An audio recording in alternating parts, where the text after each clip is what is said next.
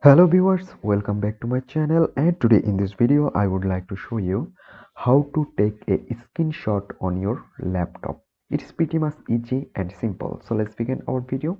So for taking a screenshot, just go to search bar and type SNIPPINGTOOL.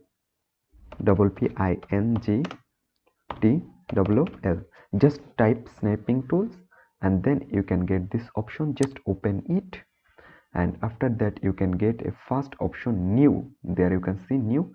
Just select it, and then where you take your screenshot, just press it like that, and then screenshot already taken. Now select a folder where the screenshot is saved. I just select this and then capture. I just select this folder for saving. That's it. Now the your laptop screenshot already saved.